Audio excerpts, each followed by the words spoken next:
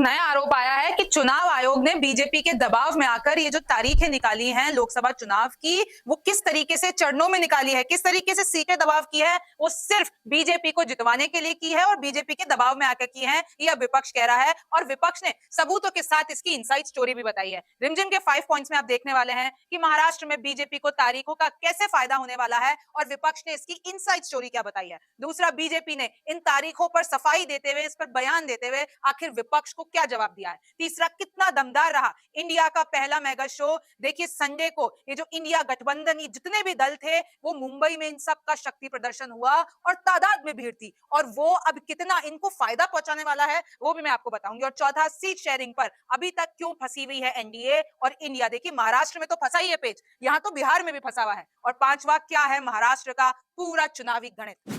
अब सबसे पहले देख लीजिए कि महाराष्ट्र में बीजेपी को तारीखों का कैसे फायदा हो सकता है और विपक्ष ने क्या आरोप लगाए हैं। तो विपक्ष ये कह रहा है कि महाराष्ट्र में आपको पहली बार ये 48 सीट्स पर 5 चरणों में यानी 5 फेजेस में क्यों चुनाव करने थे। सबसे पहला तो सवाल यही है। और ये जो 5 फेजेस हैं वो कब कब है? अप्रैल 19, अप्रैल 20, मई 7, 13 और 20। विपक्ष कह रहा है ये जो इतना गैप रख दिया है आपने बीच में तारीखों का, और जो 48 सीट्स, पहली बार महाराष्ट्र में ऐसा हो रहा है कि इन 48 सीट्स पर 5 फेजेस में चुनाव होंगे, तो आखिर ये जो इतना गैप रखा है, तो क्या बीजेपी को खुद के ऊपर भरोसा नहीं है? क्या बीजेपी जो उनकी इंटरनल रिफ्ट है, क्या उसको सुलझा नहीं पा रही है? जो उसका एनडीए में इतने मतभेद चल रहे हैं, क्या उसको सुलझा नहीं पा रही है? इसलिए चलाकर, ताकि बीजेपी को बीच में ये पूरा समय मिले अपनी पूरी प्लानिंग प्लॉटिंग करने का, इसलिए इन्होंने इस तरीके से चुनाव आयोग को बोला कि आप सीटें रखें। अब देखो, यही विपक्ष कह रहा है कि जहां फंसी हुई है बीजेपी, वहां पर आखिरी चरण में चुनाव हो रहे हैं। कहां कहां? जैसे पश्चिम महाराष्ट्र में, उत्तर महाराष्ट्र में कब चुनाव है? मई 13 यानी 20 मई 13 और मई 20 यानी एकदम लास्ट वाले चरणों में।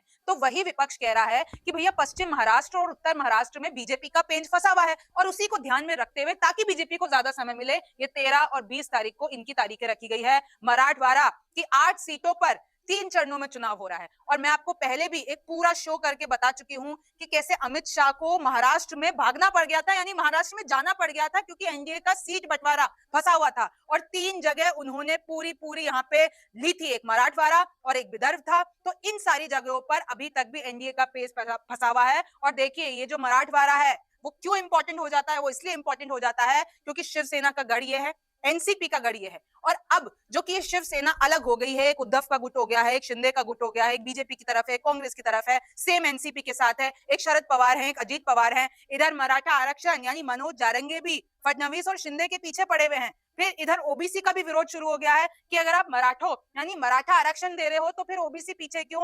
तो ये मराठवाड़ा की जो 8 सीटें हैं, इसलिए 3 चरणों में यहाँ पे चुनाव हो रहा है। और देखिए, विदर्भ में 10 सीटों पर 2 चरणों में चुनाव होगा। मुंबई में आखिरी चरण में किसे फायदा होगा, यह अभी तक बताया नहीं जा सकता है, क्योंकि मुंबई एकदम हाई प्रोफाइल सीट्स आ जाती है, वहां पे 6 सीट्स हैं, और वहां पर इतना ज्यादा अभी तक भी पेच फंसा हुआ है, तो इसको आखिरी चरण के लिए छोड़ दिया गया। अब क्या ये विपक्ष कह रहा है कि क्योंकि बीजेपी को सीट शेयरिंग के लिए टाइम चाहिए, क्योंकि उसको रैलियों के लिए अपना टाइम चाहिए, ये गैप में उसको अपना रिसोर्स मैनेजमेंट करने का ज्यादा समय मिलेगा, तो इसलिए बीजेपी से पूरा राय मशवरा करके चुनाव आयोग ने ये तारीखें बताई हैं। और मैं आपको पहले थोड़ा इतिहास बता देती हूँ कि 1962 और 2014 तक महाराष्ट्र में 3 चरणों में चुनाव हुए हैं। 2019 में पहली बार जब मोदी सरकार थी, तब 4 चरणों में चुनाव हुए, और इस बार 2024 में 5 चरणों में होने का क्या मतलब है? तो विपक्ष इसी पे सवाल उठा रहा है।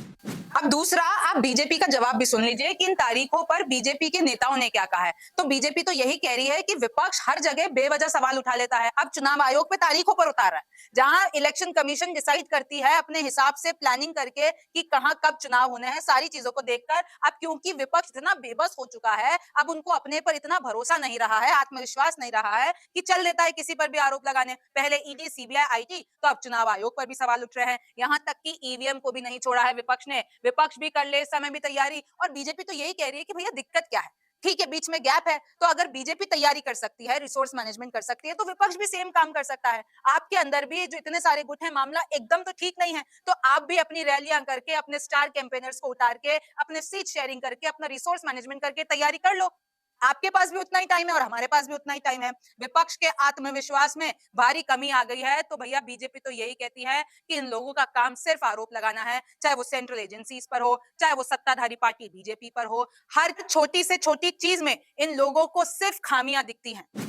अब तीसरा देख लीजिए कितना दमदार रहा इंडिया का पहला मेगा शो। देखिए 24 घंटे हुए थे लोकसभा चुनाव की तारीखों का ऐलान होने पर और राहुल गांधी ने अपने सारे जितने भी विपक्षी दल थे, जितने भी इंडिया के साथी थे, उनको सबको एक ही मंच पे खड़ा करके मोदी के खिलाफ हुंकार भरी। और आपने ये, मैं तस्वीरें आपके सामने कुछ चला रही हूं कि कैसे खचाखच पूरा शिवाजी पार्क भरा हुआ था और कैसे सारे नेता वहां पर आए हुए थे। शक्ति प्रदर्शन था पहली बार चुनावी तारीखों के ऐलान के बाद। देखिए कौन कौन पहुंचा था। राहुल, प्रियंका, उद्धव ठाकरे, शरद पवार, तेजस्वी यादव, स्टालिन तमिलनाडु के, महबूबा मुफ्ती, फारूक अब्दुल्ला।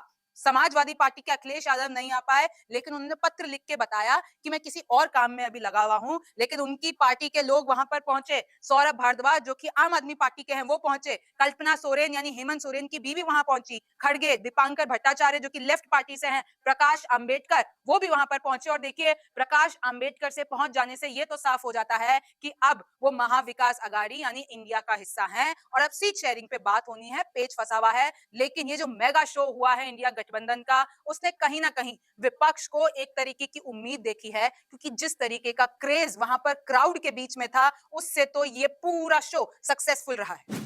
अब चौथा आ जाते हैं जहां पर पेच फंसा हुआ है और दोनों ही गठबंधन का, एनडीए जिसको महाराष्ट्र में महायुति कहा जाता है और इंडिया गठबंधन जिसे महाविकास अघाड़ी कहा जाता है। तो देखिए सीट शेयरिंग पर जो सोर्सेस से हमारे पास आंकड़े आए हैं वो मैं आपके सामने रख रही हूं। एनडीए में बीजेपी 31 सीटों पर लड़ सकती है, शिंदे को 13 मिल सकती है और अजीत पवार को 4 मिल सकती है। ये 48 सीट्स का पूरा कैलकुलेशन है। लेकिन इसमें भी अभी तक कुछ फाइनल नहीं है, इसमें भी मामला अटका हुआ है। इसमें भी शिंदे कह रहे हैं कि भैया इतने कम सीटों पर हम कैसे मान जाएं, अजीत पवार भी नहीं मान रहे हैं और बीजेपी जितनी पिछली बार उन्होंने सीटें लड़ी थी उससे ज्यादा लड़ रही है। अब आप इंडिया गठबंधन पे आ जाइए। उद्धव ठाकरे के हाथ में 22 आ सकती हैं, कांग्रेस के पास 16 आ सकती हैं। कांग्रेस को यहाँ पर थोड़ा कॉम्प्रोमाइज करना पड़ेगा, क्योंकि ऑब्वियसली जो उद्धव ठाकरे की पार्टी है वो क्षेत्रीय दल है। फिर शरद पवार के पास 10 आ जाती है। और इसमें भी मैं आपको बता दूं प्रकाश अंबेडकर को इसमें फिट करना है। और ये जो सोर्सेस के तरीके से हमारे पास जो खबर आई है ये अभी फाइनल नहीं है, इसमें भी दाव पेच कर चल रहे हैं और कोई ना कोई अपना दावा ठोक दे रहा है।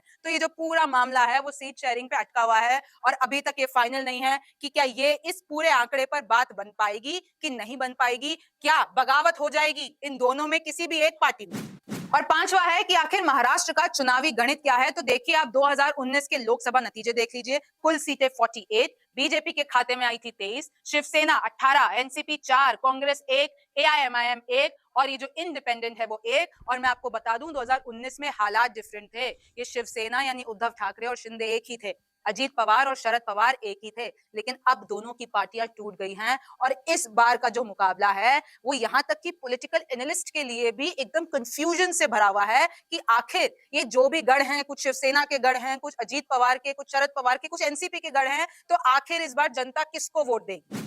तो देखिए चुनावों से पहले इलेक्शन कमीशन, सुप्रीम कोर्ट ये जो भी फैसला लेते हैं, जो भी चीजें करते हैं, तो उस पे विपक्ष सवाल उठाता है। और अभी तो ईवीएम पे उठा रहा है, इलेक्शन कमीशन की तारीखों पर उठा रहा है। अभी चुनावी चंदे की जो स्कीम चली है जिसमें सुप्रीम कोर्ट में कहीं ना कहीं विपक्ष की जीत हो गई है। तो इन सारे इश्यूज के बीच में ये जो सीट फॉर्मूला है, ये जो तारीखें हैं, इस पे जनता क्या फैसला लेती है, पार्टियां क्या फैसला लेती है, ये देखना दिलचस्प होगा। आप न्यूज़ 24 देखते रहिए, रिमझिम के 5 पॉइंट्स देखते रहिए। मैं हूं रिमझिम जेठानी, फिर मुलाकात होगी। नमस्कार, मैं हूं मानक गुप्ता। अगर आपको हमारा ये वीडियो पसंद आया हो तो इसे लाइक और शेयर जरूर करें और हां, हमें सब्सक्राइब और फॉलो करना ना भूलें ताकि आप देश और दुनिया की कोई खबर मिस ना करें। तो जुड़े रहिए हमारे साथ और देखते रहिए न्यूज़ 24।